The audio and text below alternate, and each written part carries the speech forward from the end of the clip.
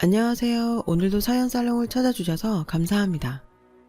올해 첫 아이가 초등학교에 입학해서 학부형이 된 40살 가정주부예요. 사실 처음부터 전업주부는 아니었어요. 아이가 초등학교에 들어가면서 다니던 직장을 그만둔 거죠. 사표를 낸 계기는 이제 막 입학을 한 아이의 이른 학교 시간 때문이었어요. 덕분에 요즘은 아이와 집에 가는 길에 군것질도 하고 동네 산책도 하면서 아이 키우는 맛을 느끼며 살고 있어요. 사실 사표를 내기까지 고민이 많았어요. 경력이란 게 한번 단절되면 복귀가 쉽지 않으니까요. 그렇다고 어린 딸을 돌봄 교실이나 학원에 보내는 건 마음에 내키지 않았거든요. 늘 불안한 마음으로 회사를 다니느니 조금 아끼고 생활하면서 아이와 시간을 보내는 게 낫겠다 싶어 결정했어요. 퇴사 후 전업주부가 되어 맞는 첫날은 평소와 다를 바가 없었어요. 10년 넘게 직장인으로 살아서 아침에 일어나는 건 그리 어렵지 않았거든요. 더 자겠다는 아이를 깨워 밥을 먹이고 등교 준비를 했어요. 직장 생활을 하면서도 늘상 했던 일이라 익숙했죠. 하지만 딸아이를 교문 안으로 들여보낸 그 순간 그동안 보지 못했던 모습이 눈에 들어오더군요. 늘 출근 시간에 쫓겨 서둘러 자리를 떠야 했기에 미처 생각지 못했던 것들이었죠. 아이 손을 잡고 허둥지둥 달려오는 엄마들이요. 정확히는 교문 앞에 서서 아이들이 학교로 들어가는 모습을 지켜보는 그 엄마들의 차림이었어요. 다들 차림새가 엉망이었거든요. 모르긴 해도 아이들 등교 준비를 위해 아침부터 전쟁을 치른 듯 보였어요. 자녀들을 챙기느라 정작 자신은 꾸밀 시간이 없었던 거죠. 그 모습에 가슴이 뭉클하더라고요. 사실 저는 고아예요. 7살 무렵 부모한테 버려져 보육원에서 자랐거든요. 기왕 버릴 거면 아무 기억도 못하게 아기 때 버렸으면 좋았을 텐데 저희 엄마는 그러지 않았죠. 저를 보육원에 버리고 간 그날 엄마는 제게 그러셨어요. 여기 가면 학교도 보내줄 거야. 엄마가 돈 벌어서 데리러 올 테니까 학교 잘 다니고 있어. 알겠지? 저는 학교에 안 가도 된다고 울며불며 엄마를 쫓아갔어요. 하지만 엄마는 그런 저를 끝내 돌아보지도 않은 채 제 눈앞에서 까만 승용차를 타고 떠나버렸죠. 40이 된 지금도 가끔 그날의 기억이 떠오르면 하루 종일 마음이 심란해요. 지금은 그때에 비하면 훨씬 행복한데도 제 마음속엔 아직 엄마한테 버림받은 7살 아이가 외롭게 남아있거든요. 저는 보육원 생활에 적응하지 못했어요. 함께 사는 아이들은 그런 절 따돌렸고 저는 어차피 엄마가 오시면 여길 떠날 거란 생각에 상관없다고 생각하며 계속 겉돌기만 했었죠. 원장님은 그런 저를 늘 마음 아프게 생각했어요. 아마도 엄마를 그리워하는 제 모습이 측은했던 모양이에요. 하지만 전 그럴 때마다 내가 왜 이런 동정을 받아야 하나 불만이었어요. 초등학생 시절 내내 말썽만 부리는 골칫덩이였던 저는 드디어 초등학교 졸업을 앞두게 되었고 어쩌면 엄마가 졸업식에 오지 않을까 하는 신락 같은 희망을 품고 있었어요. 지금도 그날을 생생하게 기억해요. 엄마는 결국 졸업식에 오지 않았거든요. 게다가 저는 친구들은 다 들고 있는 꽃다발도 하나 받지 못한 채 터덜터덜 보육원으로 돌아와야 했어요. 그날 이후로 중학교 입학과 동시에 저는 불량 청소년이 되었어요. 어차피 마음 아파할 부모도 없으니 막 살아도 된다는 이상한 오기가 발동한 거죠. 원장님과 담임선생님은 그런 저를 혼내고 달래며 애를 많이 쓰셨어요. 하지만 당시 저는 모든 어른들이 다 저를 버린 엄마처럼 느껴졌던 탓에 마음의 문을 닫고 말았죠. 그중 제가 가장 싫어했던 부류는 보육원을 찾는 자원봉사자들이었어요. 그들의 선행조차 좋게 받아들일 수 없을 정도로 삐뚤어진 시각을 가지고 있었거든요. 제 눈엔 자원봉사자 모두가 자신들보다 불행한 우리를 보며 자신들의 인생이 상대적으로 행복한 인생이라는 걸 확인하려는 걸로만 보였어요. 그래서 그들이 올 때마다 더 말썽을 부렸죠. 혹여 자원봉사자를 따라온 그들의 아이라도 있으면 야수처럼 달려들어 그 아이를 괴롭히곤 했어요. 덕분에 밤이면 일기보다 반성문을 더 많이 써야 했죠. 세상에서 제가 가장 불행한 아이라고 생각하며 잠들 때마다 엄마를 원망했어요. 그러던 어느 날이었죠. 말썽만 부리던 저에게 어떤 젊은 아줌마가 관심을 보이더라고요. 저는 그 아줌마의 관심이 싫어서 제가 할 수 있는 나쁜 말과 나쁜 짓은 다 했어요. 그런데도 그 아줌마는 그런 저를 입양하겠다고 하지 뭐예요. 원장님은 세상에 이런 기적이 있냐며 너무 기쁜 나머지 눈물까지 흘리셨고, 저는 저처럼 다 큰 아이를 입양하는 데는 뭔가 꿍꿍이가 있을 거라고 의심했어요. 게다가 아줌마 남편은 저를 못마땅하게 생각했거든요. 그 모습에 저는 점점 더 저를 입양하려는 아줌마를 의심하게 되었어요. 하지만 한편으로는 이러나 저러나 달라질 것도 없는 인생, 차라리 입양 가서 사는 것도 괜찮겠다 싶었어요. 한 방에서 여러 아이들과 바글거리며 사는 것도 지겨웠거든요. 그럴 바엔 가정집이 나을 것 같았어요. 저는 입양이 확정되기 전까지 아줌마의 집과 보육원을 오가며 지내야 했어요. 지금도 그때를 생각하면 생생하게 기억나는 게 있어요. 처음 보육원이 아닌 집에 들어가던 날의 기억이죠. 그 느낌을 표현하자면 식판이 아닌 그릇에 밥을 먹는 따뜻함 같은 거였죠. 아줌마가 꾸며놓은 제 방에는 제가 그토록 갖고 싶어 했던 침대와 책상이 있었고, 난생 처음 입어보는 잠옷이 있었어요. 솔직히 좋았어요. 저를 입양하겠다는 아줌마와 아저씨 마음보다 제 방이 있다는 게 그렇게 좋을 수가 없었죠. 그래서 그날 이후 저는 이 집에서 살아야겠다고 결심을 했어요. 그리고는 완전히 다른 아이가 되었어요. 한마디로 연극을 시작했던 거죠. 나를 입양해서 좋은 사람이라 칭찬받길 원하는 저들의 소원을 이루어주기로 했던 거예요. 그러기 위해서 저는 누구보다 불쌍하고 착한 아이가 되어야 했어요. 그렇게 해서 다른 아이들처럼 누릴 건 누리고 살겠다고 생각했거든요. 그리고 그 연극은 대성공이었어요.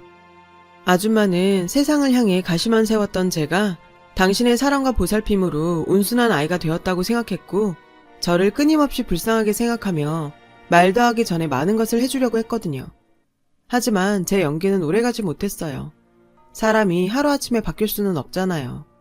저는 집에선 가면을 쓰고 살았지만 학교와 밖에서는 제 본성대로 살았고, 그런 저를 하늘이 괘씸하게 봤는지 교내에서 패싸움을 일으켜 제 본 모습이 양부모한테 까발려지고 말았거든요.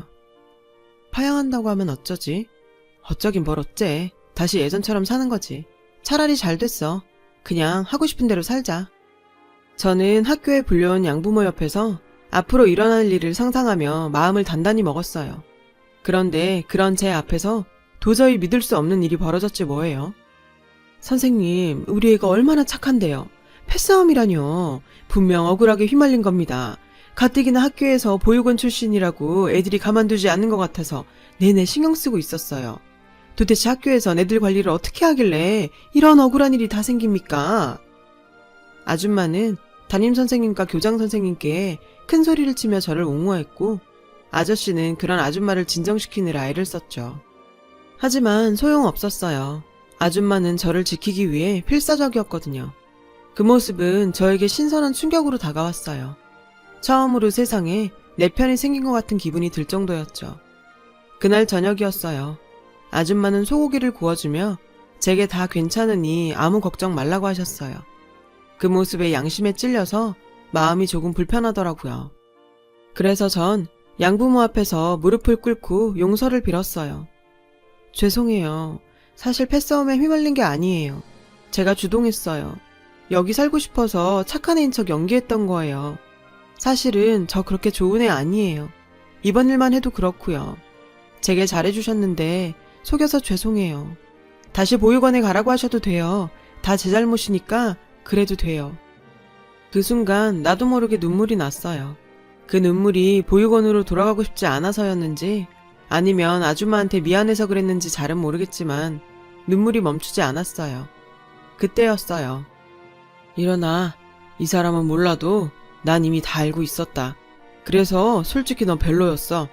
그런데 지금 보니까 네가 영 틀려먹은 애 같지는 않구나. 그거면 됐다.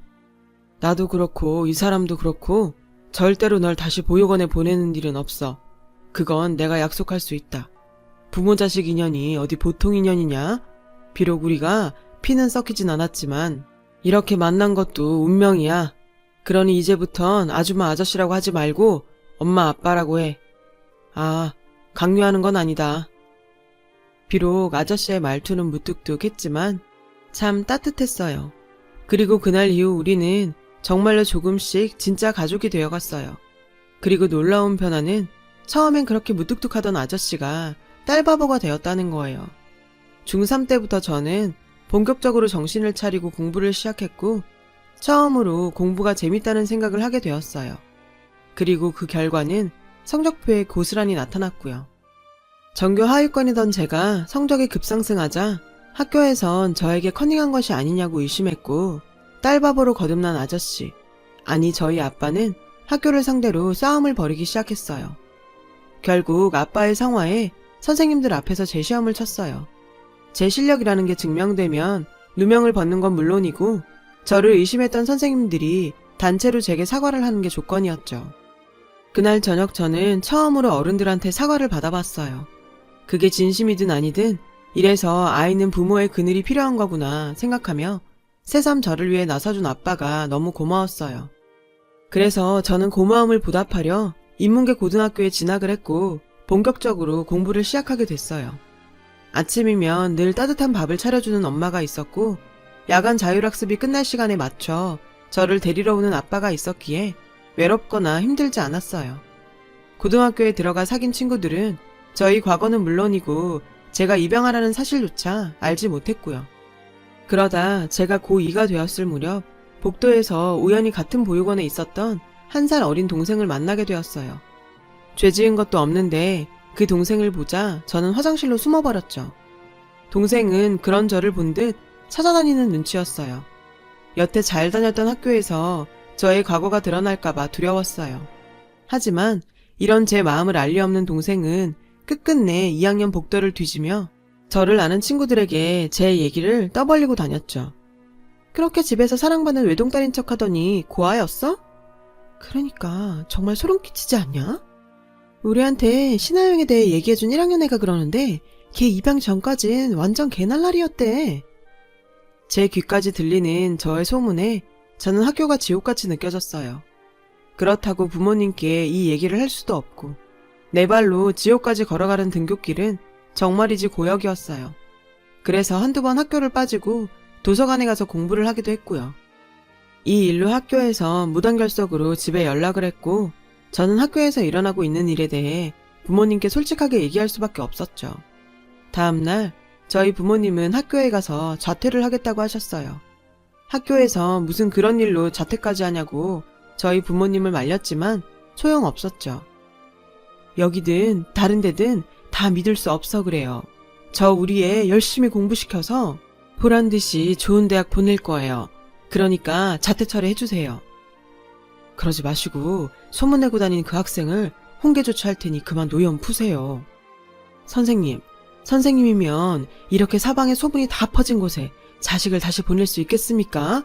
저는 제 자식이 친구들한테 손가락질 받는 꼴 전 죽어도 못 봅니다. 그렇게 저는 다니던 학교를 그만두게 되었어요. 아쉬움이요? 솔직히 손톱만큼도 없었어요. 그날 이후 저는 집에서 꽤 실력 있는 선생님들과 공부를 하게 되었어요.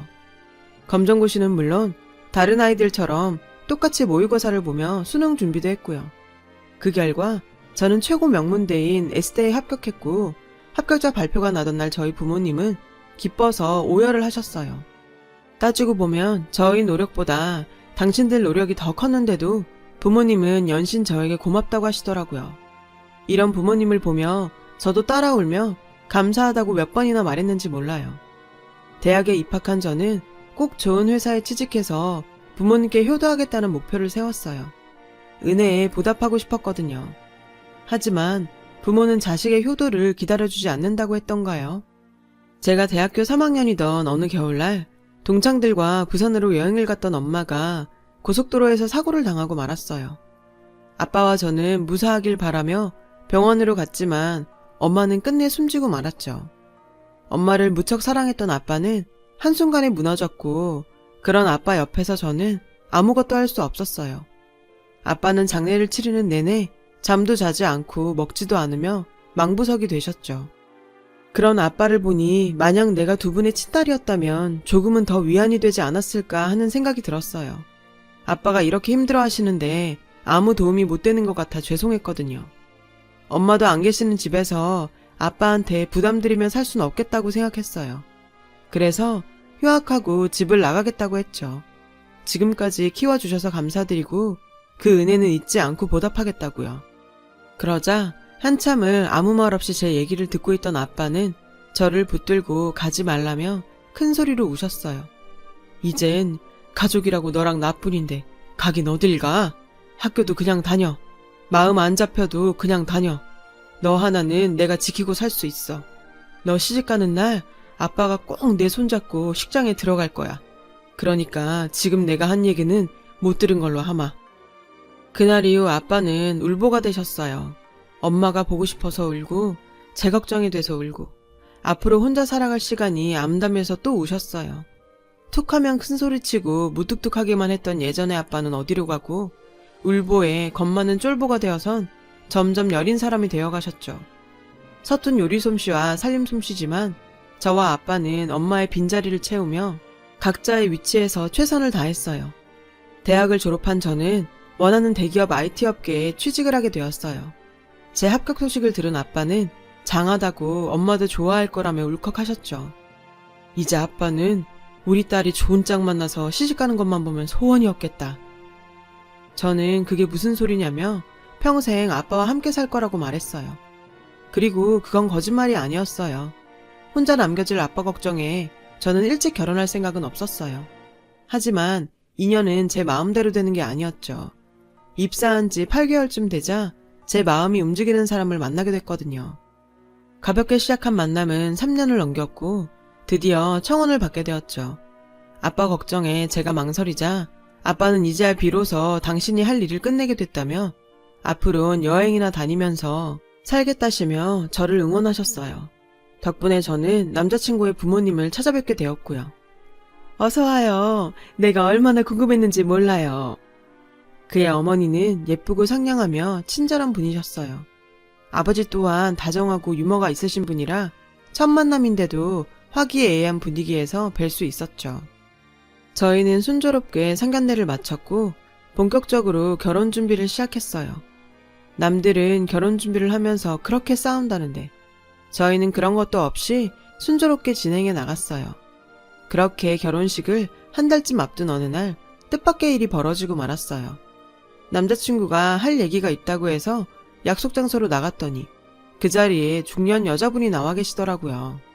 그런데 글쎄 그분이 제 친엄마라는 거예요. 저는 믿을 수가 없었죠. 친엄마라면서 저를 찾아온 것도 아니고 남자친구한테 먼저 찾아갔다는 게 상식적으로 이해가 안 됐거든요. 남자친구는 제가 입양하라는 사실을 알고 있어서 큰 문제는 아니었지만 그렇다고 지금껏 아무 연락 없다가 갑자기 불쑥 나타나니 당황하지 않을 수가 없더라고요. 네가 입양됐다는 말을 들었을 때 얼마나 울었는지 아니? 그래도 좋은 집으로 갔다고 해서 단념했는데 이렇게 네가 결혼을 한다고 하니 도저히 가만히 있을 수가 없었어. 친엄마의 말은 조금도 제 가슴에 닿지 않았어요. 그렇게 기다릴 땐 안 오더니 결혼한다니까 이제야 나타난 것부터 마음에 들지 않았거든요. 그래서 저는 친엄마를 받아들일 수 없었어요. 이번 생에 제 엄마는 하늘나라로 가신 엄마 한 사람뿐이라고 생각했죠. 하지만 핏줄이란 게 정말 당기는 건지 생각처럼 친엄마를 완전히 밀어낼 수는 없더라고요. 자리 잡으면 널 꼭 데리러 가야지 했는데 쉽지가 않더라. 내가 배운 것도 없고 나이가 많아지니 점점 더 어렵기만 하더라고. 미안하다. 엄마 많이 기다렸지? 친엄마의 사정을 듣고 나니 어떤 부분은 이해가 되기도 했어요. 아빠에겐 죄송했지만 친엄마와 만난다는 사실을 비밀로 했어요. 그리고 결혼식 날짜가 점점 다가왔죠. 친엄마는 은근히 혼주 자리에 앉고 싶어 했지만 그것만큼은 절대로 안 된다고 했어요. 그런데 생각지도 못했던 큰 문제가 결혼을 보름 앞두고 터졌지 뭐예요. 저를 찾아온 예비 시어머니는 한참 입만 달싹거리시다 저희 친엄마와 만났다는 얘기를 꺼내셨어요. 제가 입양하라는 것도 충격적이었지만 친엄마라는 사람이 신혼집 근처에 자신이 머물 집도 구해달라고 해서 황당했다고 하시더라고요. 저는 얼굴이 화끈거려서 도저히 고개를 들고 있을 수가 없었어요. 쥐구멍이 있다면 당장 숨고 싶은 심정이었죠. 아가, 내가 정말 이 말은 하고 싶지 않았는데 어쩔 수 없구나. 우리 이 결혼 없던 걸로 하자. 출생이 뭐가 중요하냐고 다들 그러지만 난 아무렇지 않게 넘길 자신이 없구나. 살다 보면 네가 실수할 때도 있을 텐데 그때 내가 무심코 한마디라도 하지 않을 거라고 어떻게 장담하겠니? 게다가 네 생모가 우리한테도 그렇고 내 아들한테 뭘 요구할지 어떻게 하니?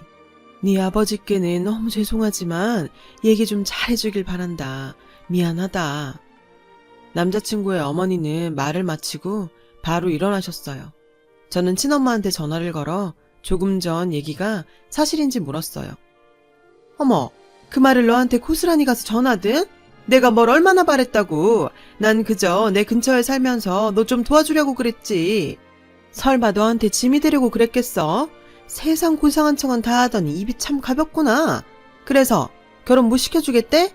차라리 잘 됐어. 너 정도면 더 좋은 혼처자리 얼마든지 있으니까.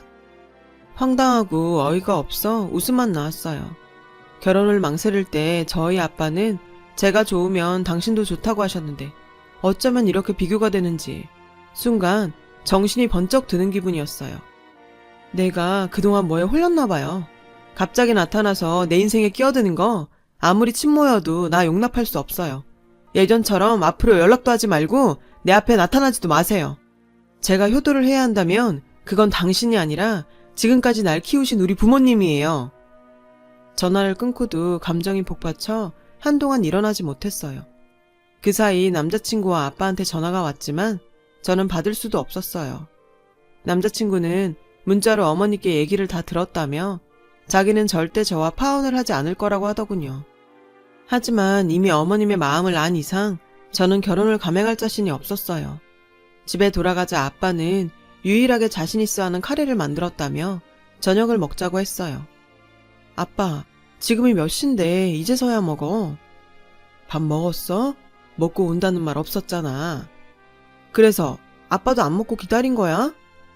시집가면 같이 먹고 싶어도 못 먹을 텐데 있는 동안이라도 같이 먹어야지. 아빠의 말에 울컥해서는 눈물이 났어요. 당황한 아빠는 밖에서 무슨 일이 있었냐고 물으셨죠. 저는 낮에 시어머니한테 들은 얘기를 아빠에게 전했어요. 결혼은 없던 일로 됐으니 앞으로 계속 함께 밥 먹을 수 있다고요. 전 애써 웃었지만 아빠는 웃지 않으셨죠. 그리고 다음날 아빠는 회사에 휴가를 내고 저 모르게 시어머니를 찾아갔어요. 남자친구에게 이 사실을 전해들은 저는 너무 놀라 택시를 타고 아빠를 말리러 달려갔죠. 그런데 도착해서 아빠를 본 순간 저는 그 자리에서 아무것도 할 수 없었어요. 아빠는 어머님한테 가족관계 증명서를 내보이고 있었어요. 저는 가족관계 증명서에 자녀로 표기된 제 이름을 보고 목이 메었고 아빠는 저를 위해 무릎까지 꿇으시고 이렇게 말씀하셨죠.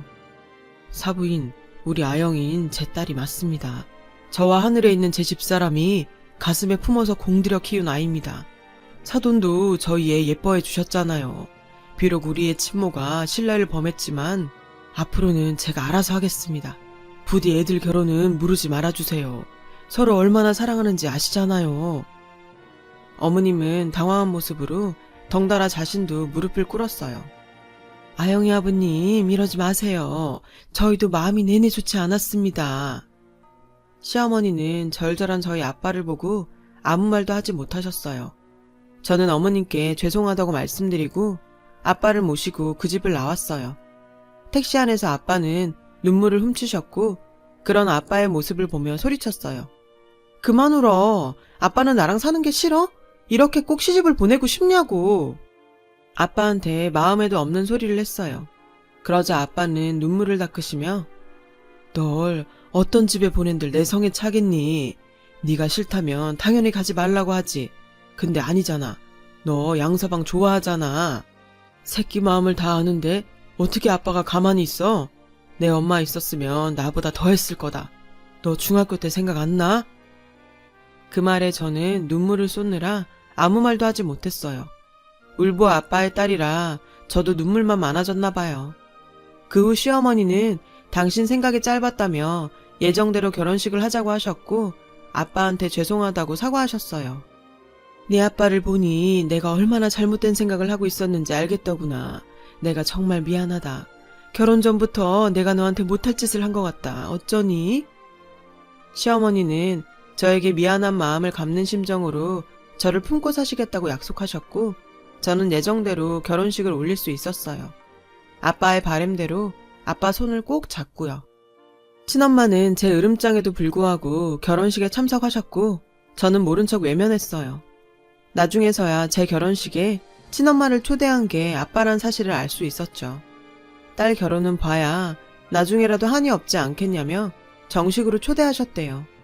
친엄마는 부조금 봉투에 미안하다고 잘 살라고 쓰고는 그날 이후 제 앞에 나타나지 않았어요. 친엄마의 등장은 제 인생에 잠깐 맞이하는 재난 같은 사건이었어요. 재난이 지나고 나면 회복하는 데 시간이 걸리듯 저는 친엄마의 흔적에 한동안 끙끙 앓아야 했어요. 결혼을 하고 3년이 지났고 우리 부부는 아이 소식이 없어 검사를 받았어요. 결과는 불임이었죠. 세상이 또 한 번 저를 시험하는 순간이었어요. 하지만 저희 부부는 포기하지 않았고 5번의 시험관 시술 끝에 지금의 딸아이를 얻을 수 있었어요. 아빠는 그때 정년퇴임을 하시고 부처님께 기도하는 마음으로 산속 암자에 들어가 수행을 하고 계셨는데 제 임신 성공 소식에 단번에 짐을 싸 돌아오셨지 뭐예요. 세상에 이런 아빠를 누가 친아빠가 아니라고 할 수 있겠어요. 시어머니는 종종 저에게 내 아버지 무서워서 내가 너한테 잔소리를 못한다 라고 농담까지 하세요. 저는 지금까지도 아빠의 그런 사랑의 그늘에서 살고 있어요. 가끔 오늘처럼 교문 앞에 서면 엄마의 자리가 그리울 때도 있지만 순간 아빠 모습이 불썩 떠올라 전 끝내 웃게 돼요. 핏줄로 이어진 가족은 아니지만 더 끈끈한 사랑으로 이어진 우리 부녀. 오래오래 부녀의 정을 나눌 수 있게 아빠가 건강하게 오래 사셨으면 좋겠습니다. 저도 부모님들께 배운 사랑 베풀며 살도록 해야지요. 제 이야기를 들어주셔서 감사합니다. 모두 건강하시고 복 받으세요. 여러분, 사연 댓글에 응원과 현명한 조언 부탁드려요. 좋아요와 구독은 저에게 큰 힘이 됩니다. 오늘도 좋은 일 가득하세요.